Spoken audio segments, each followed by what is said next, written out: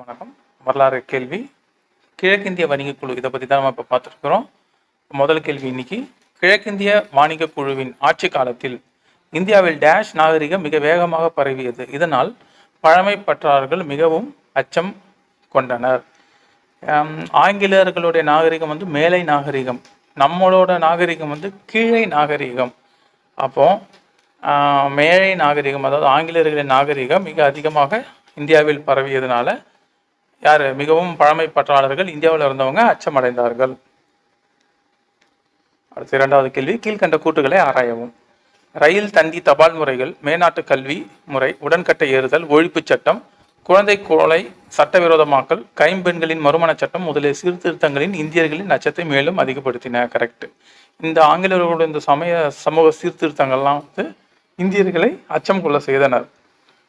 கிறிஸ்தவ சமயத்திற்கு மாறியவர்களுக்கு சொத்துரிமை வழங்கப்பட்டது. சில கிறிஸ்தவ பாதிரிமார்களின் செயல்களும் இந்து முஸ்லீம் ஆகிய இரு சமயத்தாரிடையே பெரும் அச்சத்தை விளைவித்தன. ஆங்கில அரசாங்கமானது இந்தியர்களிடையே சமூக அமைப்பை அழிக்க முயல்கிறது என்று அவர்கள் அஞ்சினார்கள். இது சரியானது. இந்திய பழக்க வழக்கங்களை மாற்றி மேலை நாட்டு முறைகளை புகுத்துவதாக எண்ணினர்.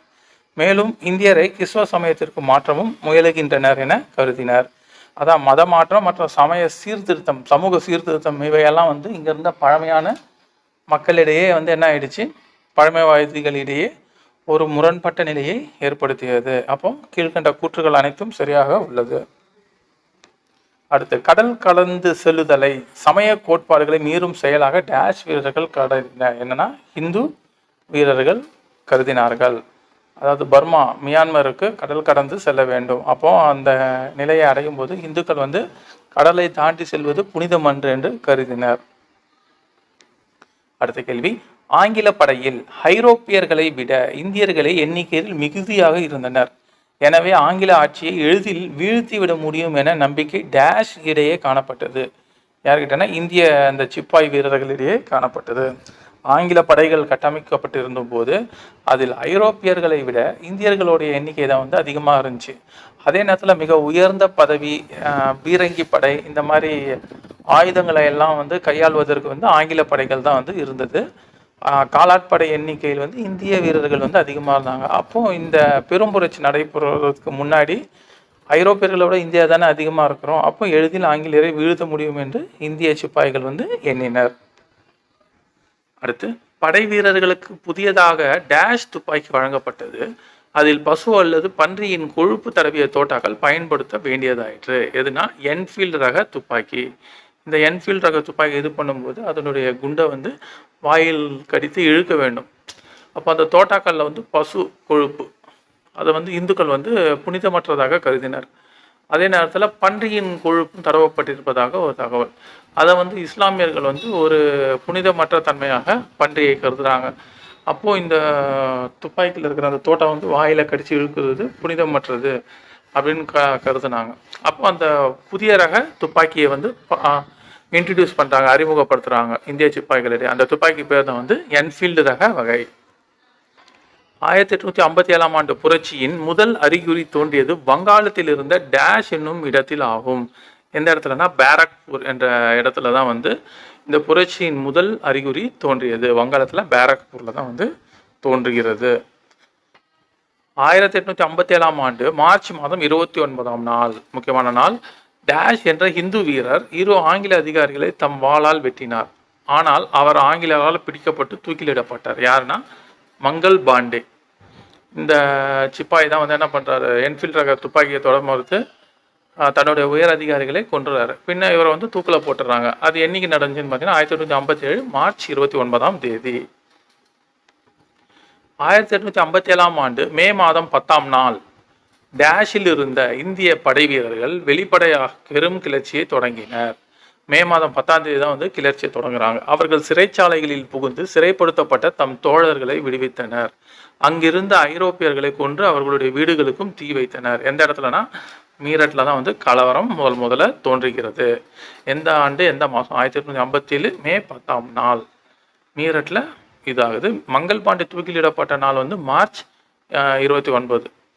இது வந்து மே 10ஆம் தேதி புரட்சி ஆரம்பமாகிறது. கிளர்ச்சிக்காரர்கள் விரைந்து சென்று அதை தம் கட்டுப்பாட்டின் கீழ் கொண்டு வந்தனர். கிளர்ச்சியாளர்கள் டேஷுக்கு விரைந்து சென்று அதை தம் கட்டுப்பாட்டின் கீழ் கொண்டு வந்தனர். எதனா டெல்லிக்கு விரைந்து அது சென்று அதை வந்து தன்னுடைய கட்டுப்பாட்டினில் கொண்டு வந்தனர். யாரு? சிப்பாய்கள் அனைவரும். மீரட்டில் கலவரத்துக்கு பின்னாடி 1757 மே 10க்கு பிறகு 2ஆம் பகதூர் ஷாவை இந்தியாவின் டேஷ் என அறிக்கை விடுத்தனர். இந்தியாவின் பேரரசர் பகதூர் ஷா 2ஆம் பகதூர் ஷா எனவே அறிக்கையிட்டனர். யாரு? சிப்பாய்கள். அடுத்து நானா சாஹிப்பும் அவரது நண்பர் தாந்தியா தோப்பும் டேஷ் பகுதியை முற்றுகையிட்டு கைப்பற்றினர். எந்த இடத்தனா? கான்பூரை முற்றுகையிட்டு கைப்பற்றினர். நானா சாஹிப்பும் அவரது நண்பரும். அடுத்து கான்பூரில் இருந்த ஐரோப்பியர்களை அவர்கள் கொன்று குவித்தனர். யாரு? தாந்தியா தோப்பும் நானா சாஹிப்பும். முடிவில் சர் டேஷ் என்பவரால் கான்பூர் கைப்பற்றப்பட்டது. இருந்தாலும் ஆங்கிலேயர் வந்து கைப்பற்றுகிறாங்க. யார் கைப்பற்றானா? சர் கேலின் கேம்பல் என்பவர் தான் வந்து கான்பூரை மறுபடியும் கைப்பற்றுகிறார்.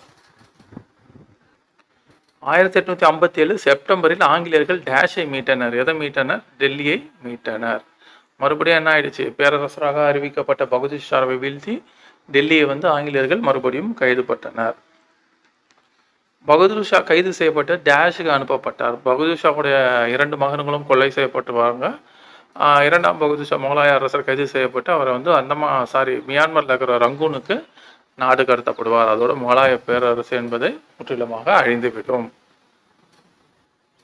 மத்திய இந்தியாவில் புரட்சியாளர்கள் டேஷை தலைவராக கொண்டனர். மத்திய இந்தியாவில் யாருன்னா? தாந்தியா தோப். அவரை தான் வந்து தலைவராக வந்து அறிவிச்சுக்கிறாங்க மத்திய இந்தியாவில்.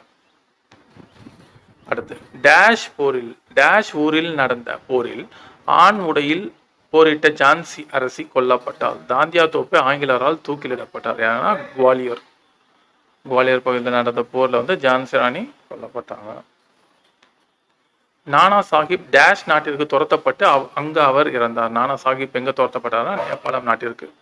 அதே நேரத்தில் பகதூர் ஷா வந்து பர்மாவுக்கு நாடு கடத்தப்பட்டார். முதல் இந்திய சுதந்திர போர் தோல்வியடைவதற்கான காரணம் என்ன? அதுக்கான கூற்றுக்களை ஆராய. இந்தியா முழுவதிலும் புரட்சி பரவவில்லை. ஆமாம், பஞ்சாப், கல்கத்தா இந்த சைடு, மைசூர், ராஜஸ்தான் இந்த பகுதிகளெலாம் வந்து இந்த புரட்சி வந்து பரவவில்லை. அதனால இது வந்து சுதந்திர போர் தோல்வியடைவதற்கான ஒரு காரணமாக அமைந்தது. ஓகே. புரட்சி வீரர்களிடம் நவீன படைக்கலன் எதுவும் இல்லை. இவங்க வந்து வெறும் வாள் மட்டும் தான் வச்சிருந்தாங்க. காலாட்படையாக தான் இருந்தாங்க. ஆங்கிலேயர் வந்து பீரங்கிகளை முதற்கொண்டு பயன்படுத்தும் இதை வந்து திறமையை பெற்றிருந்தார்கள். கரெக்ட். ஆங்கிலேயர் நெடுந்தூரம் சுடக்கூடிய புதிய துப்பாக்கிகளையும் பீரங்கிகளையும் பயன்படுத்தினார்கள்.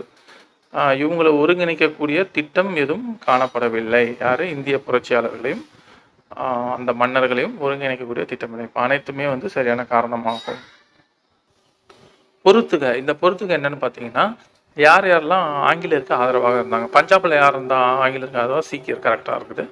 நேபாளத்தில் யார் இருந்தா? நேபாளத்தில் வந்து இந்த கூர்கா படை பிரிவினர் வந்து ஆங்கிலேயருக்கு ஆதரவாக இருந்தாங்க. இதுவும் சரியானது. அப்புறம் 3வது குவாலியரில் மன்னர் யார்? சிந்தியாவும் வந்து ஆங்கிலேயருக்கு ஆதரவாக இருந்தார். தென்பகுதியில் வந்து ஹைதராபாத் நிஜாமும் வந்து ஆங்கிலேயருக்கு ஆதரவாக இருந்தாங்க. தென்பகுதி மதராஸ் பகுதி எதுவுமே வந்து இந்த புரட்சியில் கலந்து கொள்ளவில்லை. அடுத்து ஆப்கானிஸ்தானில் வந்து தோஸ் முகமது என்பவர் அவர்களுக்கு ஆதரவாக இருந்தார். அப்போ அனைத்தும் சரியாக பொருத்தப்பட்டுள்ளது. நன்றி.